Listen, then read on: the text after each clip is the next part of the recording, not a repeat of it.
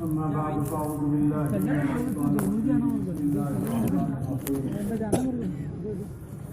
ومن أحسن قولا ممن دعا إلى الله وعمل صالحا وقال إنني من المسلمين صدق الله العظيم. وعن أبي هريرة رضي الله عنه قال قال رسول الله صلى الله عليه وسلم جددوا إيمانكم. قيل يا رسول الله كيف نجدد إيماننا؟ قال رسول الله صلى الله عليه وسلم أكثر من قول لا إله إلا الله محمد رسول الله أو كما قال عليه الصلاة والسلام. میرے بھائیوں، بزرگوں، دوستوں، اللہ رب العزت کا بہت بڑا کرم ہوا، احسان ہوا، فضل ہوا کہ اللہ پاک نے ہمیں عصر کی نماز جماعت کے ساتھ پڑھنے کی توفیق عطا فرمائی. یہ اللہ کا ہم پر بہت بڑا احسان ہے. اللہ کے نبی جناب محمد رسول اللہ صلی اللہ علیہ وسلم نے فرمایا من صلی الفردین دخل الجنہ، کہ جس نے دو ٹھنڈی نمازوں کو پڑھا کہ وہ جنت میں ضرور داخل ہوگا. صحابہ نے پوچھا یا رسول اللہ صلی اللہ علیہ وسلم دو ٹھنڈی نمازوں سے کون سی نمازیں مراد ہیں؟ آپ صلی اللہ علیہ وسلم نے ارشاد فرمایا کہ عصر کی نماز اور فجر کی نماز مراد ہے. اسی طریقے سے اللہ کے نبی جناب محمد رسول اللہ صلی اللہ علیہ وسلم نے فرمایا کہ جو عصر کی نماز سے پہلے 4 رکعت سنت پڑھتا ہے اللہ تبارک و تعالیٰ اس پر رحم فرماتے ہیں، اللہ پاک اس پر کرم فرماتے ہیں. تو یہ اللہ کا ہم پر بہت بڑا احسان ہے کہ اللہ نے ہمیں دین میں ایک اہم فریضہ یعنی عصر کی نماز جماعت کے ساتھ پڑھنے کی توفیق عطا فرمائی. میرے بھائیوں، بزرگوں، دوستوں، اس روح زمین کے اوپر اگر اللہ تبارک و تعالیٰ کی کوئی قیمتی چیز انسانوں کے پاس میں ہے تو وہ دین ہے. اس روح زمین پر اللہ تبارک و تعالیٰ کی کوئی قیمتی چیز اگر انسانوں کے پاس ہے، مسلمانوں کے پاس ہے تو وہ دین ہے. اور دین کتنا ضروری ہے اور دین کی محنت کتنی ضروری ہے کہ اللہ کے نبی جناب محمد رسول اللہ صلی اللہ علیہ وسلم نے فرمایا کہ اگر کوئی آدمی اس دنیا سے رائی کے دانے کے برابر بھی ایمان کو بچا کر لے گیا اللہ تبارک و تعالیٰ اس دنیا سے 10 گنا بڑی جنت اس کو عطا فرمائیں گے. لیکن میرے بھائیوں، بزرگوں، دوستوں، اللہ تبارک و تعالیٰ نے رائی کے دانے کی شرط کیوں لگائی؟ کیونکہ ایمان کا دنیا سے بچا کر لے جانا اتنا ہی مشکل ہے. ایمان کا دنیا سے بچا کر لے کے جانا اتنا ہی مشکل ہے. اس لیے اللہ تبارک و تعالیٰ نے قرآن کریم میں ارشاد فرمایا یا ایھا الذین آمنوا آمنوا، اے ایمان والو ایمان لے آؤ. آمنوا کما آمن الناس، ایسا ایمان لے کر آؤ جیسا کہ تم سے پہلے لوگ ایمان لے کر آئے. صحابہ اکرام ایمان لے کر آئے کہ صحابہ کا ایمان جو ہوتا تھا میرے بھائیوں پہاڑ جیسا ہوا کرتا تھا. اعمال پہاڑ جیسے ہوتے تھے، نمازیں ان کی مضبوط ہوا کرتی تھی، اللہ کا ذکر ان کا مضبوط ہوا کرتا تھا. وہ جھوٹ نہیں بولا کرتے تھے، وہ دوسروں کی بے اکرامی نہیں کیا کرتے تھے، لیکن پھر بھی اللہ سے ڈرا کرتے تھے. آج کا انسان جو اپنے آپ کو اللہ تبارک و تعالیٰ کا بندہ اور رسول اللہ صلی اللہ علیہ وسلم کا غلام کہتا ہے، میرے بھائی بزرگوں، دوستوں، نہ اس کی زندگی میں اللہ کے حکم ہے، نہ نبی کا طریقہ اس کی زندگی کے اندر ہے، نہ اس کی زندگی کے اندر قرآن ہے، نہ اس کی زندگی کے اندر حدیث ہے کہ آج یہ مسلمان صرف نام کا مسلمان رہ گئے. اس لیے میرے بھائی بزرگوں، دوستوں، ضروری ہے کہ ہم اپنے ایمان کے بارے میں فکر مند ہوں کہ ہمارا ایمان جو ہے وہ اتنا کمزور ہو گیا کہ آج ہمارا ایمان ہمیں مسجد تک نہیں لے کر آ رہا تو آدمی یہ سوچے کہ پھر یہ ایمان ہمیں جنت کیسے دلا دے گا، یہ ایمان ہماری قبر کیسے اچھی بنا دے گا، یہ ایمان ہمارا پرسرات کیسے اچھا بنا دے گا، یہ ایمان کل قیامت کے دن اللہ کے نبی جناب محمد رسول اللہ صلی اللہ علیہ وسلم کے جھنڈے تلے ہمیں کیسے جمع کر دے گا. یا اگر ایمان پہ ہم نے محنت نہیں کی تو یہ ایمان کل قیامت کے دن اللہ کے نبی جناب محمد رسول اللہ صلی اللہ علیہ وسلم کی شفاعت کیسے ہمیں دلائے گا؟ اگر اس ایمان کے اوپر محنت نہیں کی تو میرے بھائی بزرگوں، دوستوں، پھر کل قیامت کے دن میدان حشر کے اندر یہ ایمان اگر اس ایمان کے بارے میں محنت نہیں کی تو حوض کوثر کے اوپر جناب محمد رسول اللہ صلی اللہ علیہ وسلم کے ہاتھوں سے حوض کوثر جیسے ہمیں نصیب ہوگی. اس لیے میرے بھائی بزرگوں، دوستوں، ایمان کے بارے میں سوچنا ضروری ہے آج ہمارا ایمان اتنا کمزور ہوا کہ ہم میرے بھائی بزرگ دوستوں اللہ کو بھولے، قرآن کو بھولے، نبی کو بھولے، سب کچھ بھول گئے۔ اگر ہمیں کوئی چیز یاد ہے تو ہمیں روٹی اور بوٹی یاد رہی، ہمیں اگر کوئی چیز یاد ہے تو ہمیں بنگلہ اور کوٹھی یاد رہی، اور باقی ساری چیزوں کو بھول گئے۔ ہم دنیا میں آنے کے مقصد کو بھول گئے کہ اللہ پاک نے ہمیں دنیا کے اندر کس لیے بھیجا ہے، ہمارے دنیا میں آنے کا کیا مقصد ہے۔ میرے بھائی بزرگ دوستوں، دنیا میں آنے کا مقصد یہ نہیں ہے کہ آدمی بڑی بڑی بلڈنگیں بنا لے، بڑے بڑے عہدے اس کے پاس میں آ جائیں، اس کے پاس میں مال و متاع جمع ہو جائے، اس کے پاس میں بینک بیلنس جمع ہو جائے، اس لیے وہ دنیا میں آیا ہو۔ نہیں میرے بھائی بزرگ دوستوں، انسان دنیا میں کس لیے آیا ہے اور آنے کا کیا مقصد ہے، میرے بھائی بزرگ دوستوں، اس کو قرآن کہہ رہا ہے، اس کو جناب محمد رسول اللہ صلی اللہ علیہ وسلم نے فرمایا کہ دنیا میں آنے کا کیا مقصد ہے۔ قرآن کہہ رہا ہے وَمَا خَلَقْتُ الْجِنَّ وَالْإِنسَ إِلَّا لِيَعْبُدُونَ، کہ دنیا میں بسنے والے انسانوں جان لو، جناتوں جان لو، دنیا میں بسنے والے انسانوں کان کھول کر جان لو کہ اللہ پاک نے دنیا میں مال و دولت کو جمع کرنے کے لیے نہیں بھیجا، دنیا کے اندر مال و متاع کو اکٹھا کرنے کے لیے نہیں بھیجا، مکانات کو بنانے کے لیے دنیا میں نہیں بھیجا، بلکہ اللہ کے نبی نے فرمایا سب سے بڑا مال وہ ہے، سب سے زیادہ اللہ کے نزدیک سب سے بڑا مال وہ ہے کہ جو آدمی اپنے مکان کے اندر لگائے، اب آدمی گاڑی مٹی کے اندر اپنے مال کو لگائے۔ میرے بھائی بزرگ دوستوں، قرآن کہہ رہا ہے کہ آدمی دنیا میں آیا ہے، وہ کس لیے آیا ہے؟ تاکہ انسان اور جنات مل کر اللہ کی عبادت کر سکے، اللہ کی بندگی کر سکے، اللہ کی توحید کو بیان کر سکے، اللہ کی پاکی کو بیان کر سکے، اللہ کی کبریائی کو دل کے اندر بٹھا لے کہ اس پوری کی پوری دنیا کو چلانے والی جو ذات ہے وہ ایک اللہ کی ذات ہے، اس پوری کی پوری دنیا کو چلانے والی جو ذات ہے وہ ایک اللہ کی ذات ہے۔ اننی انا اللہ لا الہ، کہ وہی ایک اللہ ہے جو دن میں سے رات کو نکالتا ہے اور رات میں سے دن کو نکالتا ہے۔ اننی انا اللہ لا الہ، وہی ایک اللہ ہے جو انسانوں کو بھی پیدا کر رہا ہے، جناتوں کو بھی پیدا کر رہا ہے، چرندوں کو بھی پیدا کر رہا ہے، درندوں کو بھی پیدا کر رہا ہے۔ وہی ایک اللہ ہے جو سارے کے سارے نظام کو چلا رہا ہے۔ اس لیے اللہ کے نبی جناب محمد رسول اللہ صلی اللہ علیہ وسلم نے فرمایا، اللہ تبارک و تعالیٰ نے اپنے نبی سے فرمایا، اے نبی جی فرما دیجئے قل هو اللہ احد، اللہ ایک ہے، اللہ الصمد، وہ بے نیاز ہے، لم یلد ولم یولد، اللہ وہ ہے کہ جس نے سب کو پیدا کیا، لیکن اللہ وہ ہے کہ جس کو کسی نے پیدا نہیں کیا۔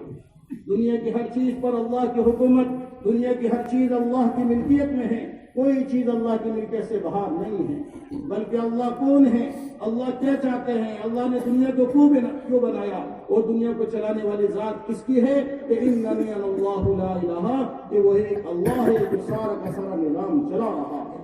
تخرج الحی من المیت وتخرج المیت من الحی، کہ اللہ وہ ہے جو زندہ میں سے مردہ کو پیدا کرتا ہے اور مردے کے اندر سے زندہ کو پیدا کرتا ہے۔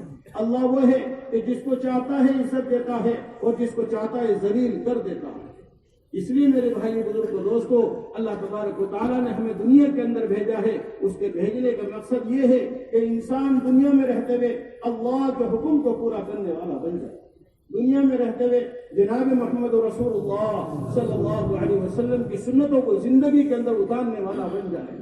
کہ آج انسان کی زندگی ان چیزوں سے خالی ہے، آج انسان کی زندگی اللہ کی وحدانیت سے خالی ہے، اللہ کی توحید سے خالی ہے، اللہ کی کبریائی سے خالی ہے۔ آج انسان کی زندگی جناب محمد رسول اللہ صلی اللہ علیہ وسلم کی سنتوں سے خالی ہے۔ اس لیے کہا جاتا ہے کہ جب لا الہ آدمی کے اندر داخل ہوتا ہے تو محمد رسول اللہ اس کی زندگی کے اندر آتا ہے۔ جب لا الہ الا اللہ آدمی کے اندر داخل ہوتا ہے تو محمد رسول اللہ اس کے چہرے کے اوپر آتا ہے۔ جب لا الہ الا اللہ آدمی کے اندر داخل ہوتا ہے تو محمد رسول اللہ اس کی زندگی کے اندر نظر آتا ہے۔ جب لا الہ الا اللہ آدمی کے اندر داخل ہوتا ہے تو محمد رسول اللہ اس کی رفتار کے اندر، اس کی گفتار کے اندر آتا ہے کہ کون ہے کہ صاحب مسلمان ہے، کہ مسلمان کیسا ہونا چاہیے۔ کہ اللہ کے نبی سے پوچھا گیا، اللہ کے نبی کے مسلمان بزدل ہو سکتا ہے؟ اللہ کے نبی نے فرمایا کہ مسلمان بزدل ہو سکتا ہے۔ اللہ کے نبی سے پوچھا گیا، اللہ کے نبی کیا مسلمان کمزور ہو سکتا ہے؟ اللہ کے نبی نے کہا کہ ہاں مسلمان کمزور ہو سکتا ہے۔ اللہ کے نبی سے پوچھا گیا، اللہ کے نبی کے مسلمان بخیل ہو سکتا ہے؟ اللہ کے نبی نے فرمایا کہ ہاں مسلمان بخیل ہو سکتا ہے۔ پھر اللہ کے نبی سے پوچھا گیا یا رسول اللہ صلی اللہ علیہ وسلم کیا مسلمان جھوٹا ہو سکتا ہے؟ اللہ کے نبی جناب محمد رسول اللہ صلی اللہ علیہ وسلم نے فرمایا نہیں مسلمان جھوٹا نہیں ہو سکتا، مسلمان جھوٹا نہیں ہو سکتا۔ حدیث میں آتا ہے اللہ کے نبی نے فرمایا کہ اللہ تبارک و تعالیٰ نے ایک فرشتے کو آدمی کے منہ کے اندر متعین کر رکھا ہے، جو منہ کے اندر رہتا ہے کہ جس کا کام ہے اگر انسان پانی پیے گا تو پانی کی نالی میں چلا جاتا ہے، پانی کو پانی کی نالی میں پہنچا دیتا ہے، کھانا کھاتا ہے تو کھانے کو کھانے کی نالی میں پہنچا دیتا ہے۔ لیکن جب آدمی امت محمدیہ کا فرد جو اپنے آپ کو مسلمان کہتا ہے، اللہ تبارک و تعالیٰ کا بندہ اور محمد رسول اللہ صلی اللہ علیہ وسلم کا غلام کہتا ہے، جب یہ جھوٹ بولتا ہے تو میرے بھائیوں حدیث کے الفاظ ہیں کہ اللہ تبارک و تعالیٰ کی وہ معصوم مخلوق کہ جس کو فرشتے کہتے ہیں کہ جس نے کبھی کوئی گناہ نہیں کیا، اللہ نے فرشتوں کو جب سے بنایا ہے جس کام کے اندر لگایا ہے آج تک فرشتے اسی کام میں لگے ہوئے ہیں۔ اللہ کی وہ معصوم مخلوق، اللہ کی وہ نورانی مخلوق کہ جس نے کبھی کوئی گناہ نہیں کیا، کبھی اللہ کی نافرمانی نہیں کری۔ میرے بھائی بزرگوں کو دوستو، اللہ کے نبی نے فرمایا کہ جھوٹ بولنے کی بدبو کی وجہ سے وہ آدمی کے منہ میں سے نکل کر میلوں دور اس مسلمان سے دور چلا جاتا ہے، جھوٹ کی بدبو کی وجہ سے میلوں دور اس انسان سے چلا جاتا ہے۔ میرے بھائی بزرگوں کو دوستو، اس لیے سوچنا ہے، ہمیں اپنی زندگی کے بارے میں سوچنا ہے، فکر کرنی ہے اللہ نے کس لیے دنیا کے اندر بھیجا ہے، دنیا میں آنے کا کیا مقصد ہے، دنیا میں آنے کا مقصد کیا ہے۔ کنتم خیر امۃ اخرجت للناس تأمرون بالمعروف وتنہون عن المنکر وتؤمنون باللہ، کہ تمہیں دنیا میں اس لیے نہیں بھیجا کہ تم دنیا کے اندر مال و متاع کو جمع کرو، بینک بیلنس بناؤ، بلڈنگیں بناؤ، بلکہ تمہیں دنیا میں اس لیے بھیجا ہے تاکہ تم نبوت والا کام کرو، اللہ کے نبی والا کام کرو، کہ جس کام کو اللہ کے نبی نے مکہ میں کیا، مدینے میں کیا، طائف کے میدان میں کیا، مکہ کے پہاڑوں کے بیچ میں جس کام کو کیا، کہ دنیا میں آنے کا مقصد یہ ہے کہ مسلمان اپنی ذات سے نماز پڑھ رہا ہو اور نماز کی دعوت دے رہا ہو، مسلمان اپنی ذات سے خود اللہ کے حکم کو پورا کر رہا ہو اور اللہ کے حکم کے لوگوں کو دعوت دے رہا ہو، مسلمان اپنی ذات سے خود اللہ تبارک و تعالیٰ کی بندگی کر رہا ہو اور دوسروں کو اللہ تبارک و تعالیٰ کی طرف بلا رہا ہو، کہ دنیا میں آنے کا مقصد یہ ہے۔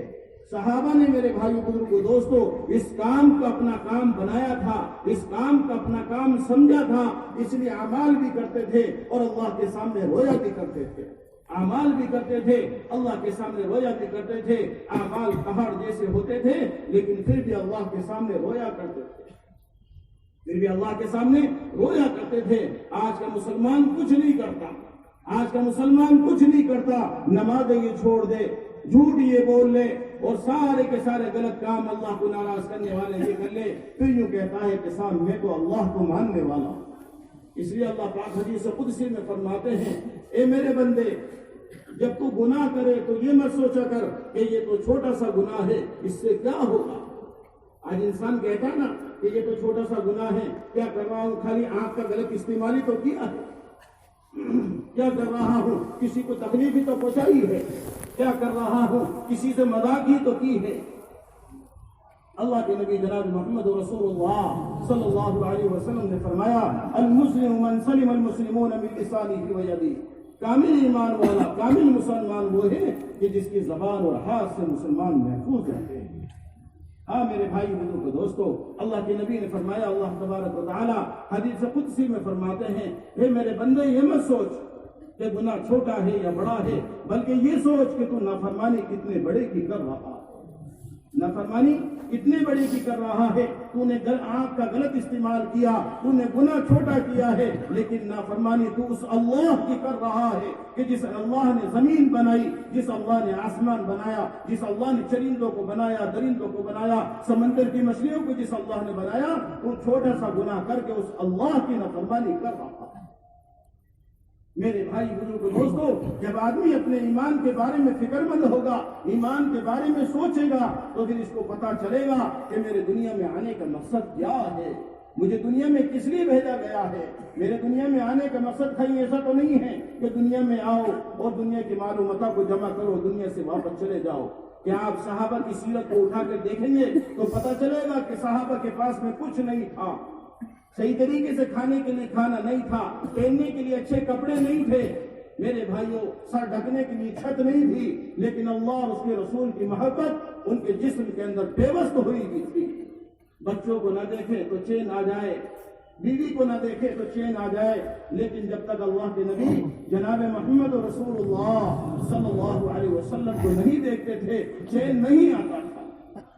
جب تک اللہ کے نبی کو نہیں دیکھتے تھے تو چین نہیں آتا تھا، کیونکہ اللہ کے نبی سے صحابہ محبت کرنے والے تھے، کیونکہ اللہ کے نبی سے صحابہ محبت کرنے والے تھے۔ اور ایسے صحابہ میرے بھائیوں، ایسے صحابہ کہ جن کو اللہ کے نبی نے جنت کی خوشخبری دے دی اور یہ کہہ دیا اے میرے صحابی تو جنتی ہے، اے میرے صحابی تم جنتی ہو، اے میرے صحابی اے فلاں صحابی تو جنتی ہے، تو جنتی ہے، لیکن اس کے باوجود اللہ کے سامنے رویا، اس کے باوجود اللہ کے سامنے رویا کرتے تھے، گڑ گڑاتے تھے۔ اللہ کے نبی نے فرمایا ہنی اللہ کا یا ابا بکر، اے ابو بکر تیرے لیے جنت کی خوشخبری ہو کہ جنت کے آٹھوں دروازے تجھے پکاریں گے۔ اس کے لیے پکاریں گے بھائی، ابو بکر کے لیے پکاریں گے۔ اللہ کے نبی نے فرمایا ہنی اللہ کا یا عمر، اے عمر تیرے لیے خوشخبری ہو۔ حضرت عمر نے کہا یا رسول اللہ صلی اللہ علیہ وسلم کیا خوشخبری ہے؟ اللہ کے نبی نے فرمایا کہ میں جنت میں گیا، جنت میں جانے کے بعد میں نے ایک موتی کا محل دیکھا جس میں داخل ہونے لگا، لیکن مجھے روک دیا گیا، یوں کہا گیا کہ یہ ایک قریشی نوجوان کا ہے۔ میں نے کہا کہ میں بھی قریشی ہوں۔ اللہ کے نبی فرماتے ہیں کہ فرشتوں نے مجھ سے کہا کہ یہ آپ کا نہیں ہے بلکہ حضرت عمر رضی اللہ تعالیٰ عنہ کا ہے۔ اللہ کے نبی نے فرمایا ہنی اللہ کا یا عثمان، یہ عثمان تیرے لیے بھی خوشخبری ہو۔ اللہ کے نبی سے حضرت عثمان نے عرض کیا یا رسول اللہ صلی اللہ علیہ وسلم کیا خوشخبری ہے؟ اللہ کے نبی نے فرمایا او عثمان تو جنت کے اندر میرا پڑوسی ہوگا۔ اللہ کے نبی نے حضرت علی کے بارے میں فرمایا ہنی اللہ کا یا علی، اے علی تیرے لیے بھی خوشخبری ہو۔ حضرت علی کہنے لگے یا رسول اللہ صلی اللہ علیہ وسلم کیا خوشخبری ہے؟ اللہ کے نبی نے فرمایا اے علی جنت کے اندر جو تیری جنت ہوگی اور میری جو جنت ہوگی وہ آمنے سامنے ہوگی۔ حضرت طلحہ اور زبیر کے بارے میں اللہ کے نبی نے فرمایا ہنی اللہ کا یا طلحہ، ہنی اللہ کا یا زبیر، اے طلحہ اور زبیر تم دونوں کے لیے خوشخبری ہو۔ دونوں کے دونوں کہنے لگے یا رسول اللہ صلی اللہ علیہ وسلم کیا خوشخبری ہے؟ اللہ کے نبی نے فرمایا کہ جنت میں جانے کے بعد میں ہر ایک آدمی کے ساتھ میں ایک باڈی گارڈ ہوگا، لیکن جنت کے اندر تم دونوں کے دونوں میرے باڈی گارڈ ہوں گے۔ حضرت ابو دہدہ آئے، آنے کے بعد میں کہا یا رسول اللہ صلی اللہ علیہ وسلم میرے بارے میں بھی کچھ فرمائیے۔ اللہ کے نبی نے فرمایا ہنی اللہ کا یا ابو دہدہ، اے ابو دہدہ تیرے لیے بھی خوشخبری ہو۔ حضرت ابو دہدہ کہنے لگے یا رسول اللہ صلی اللہ علیہ وسلم کیا خوشخبری ہے؟ اللہ کے نبی نے فرمایا اے ابو دہدہ جنت میں جانے کے بعد میں جنتی پھل اگر انسانوں میں سے کوئی کھائے گا تو سب سے پہلے تو کھائے گا۔ حضرت ابو ہریرہ رضی اللہ تعالیٰ عنہ آئے، آنے کے بعد میں نے کہا یا رسول اللہ صلی اللہ علیہ وسلم میرے بارے میں بھی کچھ فرمائیے۔ اللہ کے نبی نے فرمایا ہنی اللہ کا یا ابا ہریرہ، اے ابو ہریرہ تیرے لیے بھی جنت کی خوشخبری ہو۔ حضرت ابو ہریرہ نے عرض کیا یا رسول اللہ صلی اللہ علیہ وسلم کیا خوشخبری ہے؟ اللہ کے نبی نے فرمایا ابو ہریرہ جنت میں جانے کے بعد میں اگر انسان کسی فرشتے اگر کسی انسان سے مصافحہ کریں گے تو ابو ہریرہ تو وہ انسان ہوگا کہ جس سے فرشتے سب سے پہلے مصافحہ کریں گے۔ حضرت حسن رضی اللہ تعالیٰ عنہ آ رہے ہیں، حضرت حسین رضی اللہ تعالیٰ عنہ دوڑتے ہوئے آ رہے ہیں۔ آنے کے بعد میں اللہ کے نبی سے عرض کیا نانا جان ہمارے بارے میں بھی کچھ فرمائیے، نانا جان ہمارے بارے میں بھی کچھ فرمائیے۔ اللہ کے نبی نے فرمایا ہنی اللہ کا یا حسن، ہنی اللہ کا یا حسین، اے حسن اور حسین تم دونوں کے لیے جنت کی خوشخبری ہو، تم دونوں کے لیے جنت کی خوشخبری ہو۔ ہر ایک آدمی یہ چاہتا ہے کہ وہ جنت میں چلا جائے، بولو بھائی چاہتے نہیں چاہتے؟ ہر ایک آدمی یہ چاہتا ہے کہ وہ جنت میں چلا جائے، وہ ایسے اعمال کرے کہ وہ جنت میں چلا جائے، اللہ کے فضل سے جنت میں چلا جائے۔ ہر ایک آدمی چاہتا ہے کہ وہ جنت میں چلا جائے، ہر ایک آدمی جنت کا مشتاق ہے، لیکن جنت تم دونوں کی مشتاق ہے۔ ہر ایک آدمی یہ چاہتا ہے کہ وہ جنت میں چلا جائے، ہر ایک آدمی جنت کا مشتاق ہے، لیکن جنت تم دونوں کی مشتاق ہے۔ دیکھا کہ حضرت عائشہ صدیقہ رضی اللہ تعالیٰ عنہ دوڑتی ہوئی آ رہی ہیں، آپ کی جو ہے آپ کا دوپٹہ زمین پہ گر گیا، جلدی سے اٹھایا، سر پر رکھا اور دوڑتی ہوئی اللہ کے نبی کے پاس آئی۔ آنے کے بعد میں کہا یا رسول اللہ صلی اللہ علیہ وسلم میرے بارے میں بھی کچھ فرمائیے۔ اللہ کے نبی نے فرمایا اے عائشہ تیرے لیے بھی خوشخبری ہو، اے عائشہ تیرے لیے بھی خوشخبری ہو۔ حضرت عائشہ کہنے لگی یا رسول اللہ صلی اللہ علیہ وسلم کیا خوشخبری ہے؟ اللہ کے نبی نے فرمایا اے عائشہ جنت کے اندر جو تیری جنت ہوگی اس کی جو چھت ہوگی وہ رحمان کا عرش ہوگا۔ اے عائشہ جنت میں جو تیری جنت ہوگی اس کی جو چھت ہوگی وہ رحمان کا عرش ہوگا۔ پھر حضرت عائشہ رات کے وقت میں اللہ کے سامنے ہاتھ اٹھا کر یہ کہہ رہی ہیں اے عائشہ کاش کہ تجھے تیری ماں نے جلا نہ ہو، اے عائشہ تو کوئی جانور ہوتی، کوئی دمبا ہوتی کہ جس کو اللہ کے نام پہ ذبح کر دیا جاتا تاکہ کل قیامت کے دن تیرا کوئی حساب کتاب نہیں ہوتا۔ صدیق اکبر رضی اللہ تعالیٰ عنہ اللہ کے نبی کے سسر ہیں۔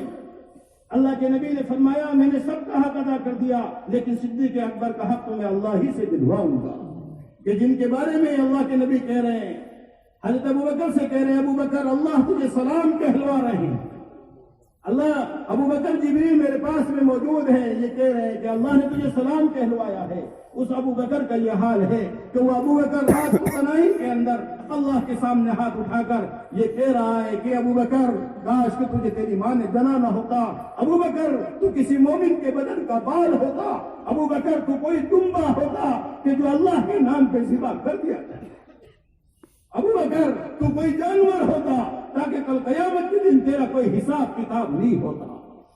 کون ہے کہ ابو بکر ہیں اللہ کے نبی کے سسر ہیں، حضرت عائشہ کے باپ ہیں، لیکن اللہ سے ڈر رہے ہیں۔ آخرت میں اللہ کے سامنے کھڑا ہونا ہے۔ فَمَنْ يَعْمَلْ مِثْقَالَ ذَرَّةٍ خَيْرًا يَرَهُ وَمَنْ يَعْمَلْ مِثْقَالَ ذَرَّةٍ شَرًّا يَرَهُ۔ اگر ذرے برابر بھی انسان اللہ کی نافرمانی کرے گا تو میرے بھائیوں ذرے برابر بھی اگر انسان نیک عمل کرے گا اللہ اس کا بدلہ ضرور دیں گے، اور اگر ذرے برابر بھی انسان اللہ کی نافرمانی کرے گا تو جیسے اللہ دینے کے اوپر قادر ہے وہی اللہ اسی طریقے سے چھیننے کے اوپر بھی قادر ہے۔ جس اللہ نے طاقت دی ہے نافرمانی کرنے پر وہ اللہ طاقت چھیننے کے اوپر بھی قادر ہے۔ جس اللہ نے دولت دی ہے وہ اللہ دولت چھیننے کے اوپر بھی قادر ہے۔ جس اللہ نے حسن دیا ہے وہ اللہ حسن چھیننے کے اوپر بھی قادر ہے۔ جو اللہ انسان کو زمین کے اوپر چلا رہا ہے وہی اللہ انسان کو زمین کے اندر پہنچانے کے اوپر بھی قادر ہے۔ جو انسان کو اللہ پاک اپنے پیروں سے چلا رہا ہے وہی اللہ تبارک و تعالی انسان کو انسانوں کے کندھوں پہ سوار کرنے کے اوپر بھی قادر ہے۔ بولا ہے یا نہیں ہے؟ حضرت عمر رضی اللہ تعالیٰ عنہ اللہ کے نبی نے فرمایا کہ اگر میرے بعد میں کوئی نبی ہوتا تو وہ حضرت عمر ہوتے۔ آخری وقت ہے، آپ نے آپ کے سر مبارک کو اللہ جو ہے عبداللہ ابن عمر نے اپنی گود میں رکھ رکھا، لیکن میرے بھائیوں اللہ کے سامنے کھڑے ہونے کا کتنا خوف تھا، اللہ کے سامنے کھڑے ہونے کا کتنا ڈر تھا۔ حضرت حذیفہ کے پاس آ رہے ہیں، آنے کے بعد میں کہہ رہے ہیں اے حذیفہ تیرے پاس میں اللہ کے نبی نے تجھے بتا رکھا ہے کون کون منافق ہے، اے حذیفہ تیرے پاس میں منافقوں کی فہرست ہے، تجھے معلوم ہے کون کون منافق ہے، اے حذیفہ تو ذرا یہ بتا دے اس کے اندر عمر کا نام تو نہیں ہے، اے حذیفہ تو یہ بتا دے اس کے اندر کہیں عمر کا نام تو نہیں ہے۔ آپ کے بیٹے نے آپ کے سر کو اپنی گود میں رکھ رکھا ہے، آخری وقت ہے، روح نکلنے کا وقت ہے۔ حضرت عبداللہ ابن عمر سے کہہ رہے ہیں حضرت عمر اے عبداللہ تو میرے سر کو اٹھا کر اپنی گود میں سے زمین کے اوپر رکھ دے۔ بیٹا کہہ رہا ہے ابا جان کیا بات ہے، اس میں کیا فکر کی بات ہے، آپ میرے ابا ہیں، اگر آپ نے میری گود میں سر رکھ رکھا ہے تو اس میں کوئی فکر کی بات نہیں ہے۔ لیکن ایسا ڈر تھا اللہ کے سامنے کھڑا ہونے کا، اتنا اللہ کے سامنے کھڑے ہونے سے ڈرا کرتے تھے، اتنا کانپتے تھے۔ حضرت عمر کہہ رہے ہیں عبداللہ تو میرے سر کو اٹھا کر اپنی گود میں سے زمین کے اوپر رکھ دے، میں اللہ کی بارگاہ میں بادشاہوں کی طرح نہیں، میں تو فقیروں کی طرح اللہ کی بارگاہ میں جانا چاہتا ہوں۔ اے عبداللہ تو میرے سر کو اٹھا کر اپنی گود میں سے زمین کے اوپر رکھ دے، میں اللہ کی بارگاہ میں بادشاہوں کی طرح نہیں بلکہ میں تو اپنی ناک کو اپنی پیشانی کو زمین پہ رگڑتا جانا چاہتا ہوں۔ میرے بھائی بزرگوں دوستوں، اللہ کے سامنے کھڑے ہونے کا اتنا ڈر تھا اور اتنا ڈرا کرتے تھے اللہ کے سامنے کھڑے ہونے سے، اتنا گڑگڑایا کرتے تھے کہ پوری رات ہو گئی حضرت ابوبکر صدیق رضی اللہ تعالیٰ عنہ کو یہ آیت پڑھتے رہے، ان اللہ اشتری من المؤمنین انفسهم واموالهم بان لهم الجنہ، کہ اللہ پاک نے انسان کی جان کو، مال کو جنت کے بدلے میں خرید رکھا ہے۔ پوری رات ہو گئی، پڑھتے رہے، روتے رہے، پڑھتے رہے، روتے رہے، پڑھتے رہے۔ صبح کے وقت میں اللہ کے نبی ادھر سے گزرے تو گھر والوں نے کہا کہ پوری رات حضرت ابوبکر صدیق رضی اللہ تعالیٰ عنہ اس آیت کو پڑھتے رہے اور روتے رہے۔ اللہ کے نبی نے حضرت ابوبکر صدیق رضی اللہ تعالیٰ عنہ سے ارشاد فرمایا، ابوبکر کیا بات ہے؟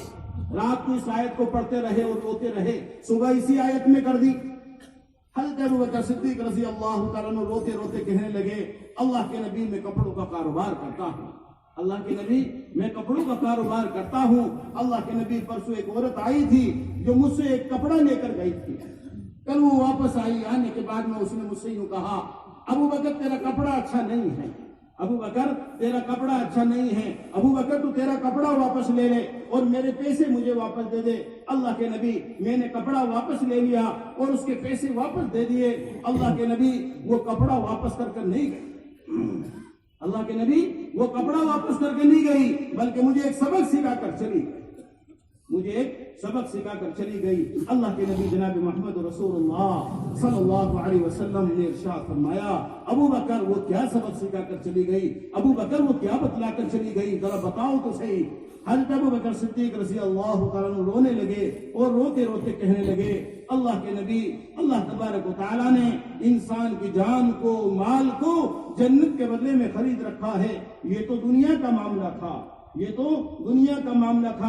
اس نے کہا کہ ابوبکر تیرا کپڑا اچھا نہیں ہے، ابوبکر تو تیرا کپڑا واپس لے لے، مجھے میرے پیسے واپس دے دے۔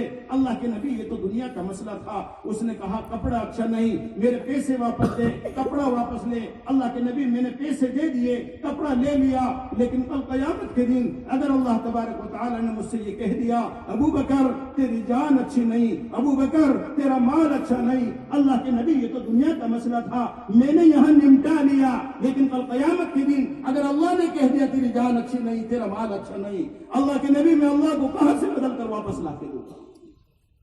اللہ کے نبی میں بدل کر کہاں سے واپس لا کے دوں گا؟